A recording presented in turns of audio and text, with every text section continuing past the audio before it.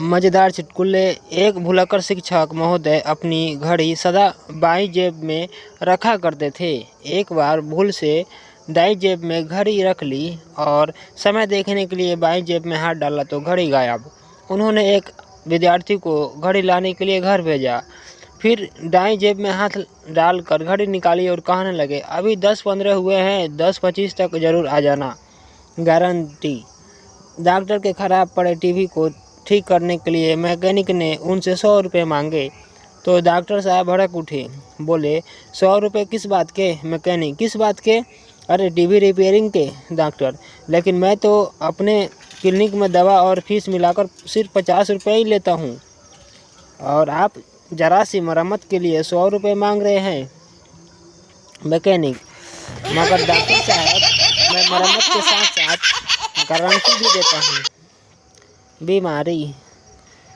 Doctor ने मरीज की जांच करने के बाद कहा, यह कोई बहुत पुरानी बीमारी है जो धीरे धीरे आपके शरीर को घून की तरह खा रही है। मरीज बोला, भगवान के लिए धीरे बोलिए डॉक्टर साहब, वह बीमारी बाहर ही बैठी है। नौकरी का कारण। मैनेजर लड़की से इंटरव्यू लेते हुए, आप हमारी फर्म में नौकरी क्यों करना चाहती है? लड़की, जी बात यह है कि घर में बच्चों के शोर की वजह से मैं सो नहीं पाती। खुशियों के दिन। एक दोस्त दूसरे दोस्त से मसूरी की बदौलत की ही मुझे चंद दिन खुशियों के नसीब हो पाए। दूसरा दोस्त, लेकिन जहाँ तक मुझे याद है तुम तो कभी मसूरी गए। पहला दोस्त, हाँ लेकिन मेरी पत्नी पिछले हफ्ते गई थी ना। मजबूत दिल। एक आदमी पायलट की नौकरी के लिए इंटरव्यू देने गया। वहाँ उससे पूछा गया, आपका दिल तो कमज़ोर है। उसने जवाब दिया, बिल्कुल नहीं सर, मुझे 1 साल में ही 3 दिन के दौरे पड़े, मगर फिर भी मैं बच गया। इसी से आप अंदाज़ा लगा सकते हैं कि मेरा दिल कितना मजबूत है। इंटरव्यू लेने वाले ने पूछा, ये दौरे आपको कब कब पड़े? उसने जवाब दिया, श्रीदेवी, जूही चावला और माधुरी दीक्षित की शादी के बाद। नुकसानदेह। अध्यापक रमेश, तुम बताओ, चाय नुकसानदेह है या फ़ायदेमंद? रमेश, जी नुकसानदेह। अध्यापक, राजू, तुम बताओ। राजू, फ़ायदेमंद। अध्यापक, अनिल, तुम बताओ। अनिल, जी अगर चाय पिलानी पड़े तो नुकसानदेह, अगर मुफ्त में पीने को मिले तो फ़ायदेमंद। केवल माँ बाप। मकान मालिक ने मकान खाली है का बोर्ड लगा रखा था। साथ ही यह भी लिखा था कि यह मकान उन लोगों को दिया जाएगा जिनके बाल बच्चे न हो। एक बच्चा मकान मालिक के पास आया और बोला, मकान मुझे दे दीजिए, मेरे केवल माँ बाप हैं, छुट्टी। कवि सम्मेलन में एक कवि अपना गीत पढ़ रहे थे।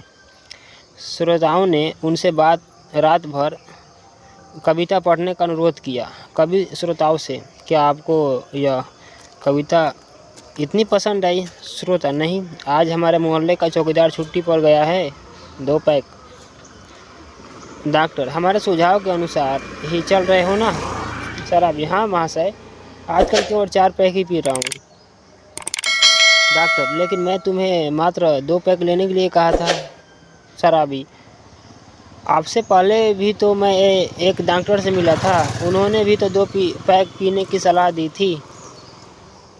पड़ेगी। विज्ञापन। 2 दोस्त आपस में बातें कर रहे थे। अलीम, आज सड़क पर इतने कागज़ क्यों बिखरे हैं? खलील, यह सरकारी विज्ञापन है जिनमें जनता से अधिक की जगह। अरे दादाजी क्या कर रहे हैं?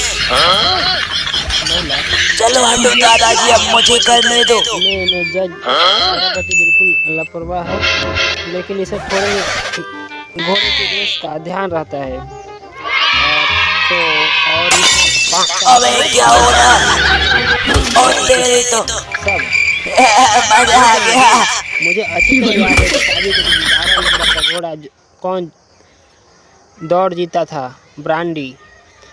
सड़क पर एक व्यक्ति बेहोश होकर गिर गया। उसे देखने के लिए काफ़ी भीड़ लग गई। भीड़ से आवाज़ आई, अरे इसके मुंह में थोड़ी सी ब्रांडी डाल दो। लेकिन भीड़ में आवाज़ दब गई। बेहोश व्यक्ति काफ़ी देर इंतज़ार करने के बाद, अरे कोई इसकी बात भी सुनो जो ब्रांडी पिलाने के लिए कह रहा है। एक महिला बच्चों को लड़ते देखकर, अरे तुम लोग फिर लड़ने लगे? रोहित, नहीं मम्मी, यह तो वही पहले वाली लड़ाई है। दोस्तों यह चुटकुला आपको कैसा लगा आप कमेंट कर जरूर देगा। अगर आपको अच्छी लगी हो लाइक सब्सक्राइब जरूर कीजिएगा। थैंक यू वेरी मच दोस्तों। नए टॉपिक के साथ फिर मिलेंगे नए वीडियो में नए टॉपिक के साथ। थैंक यू दोस्तों।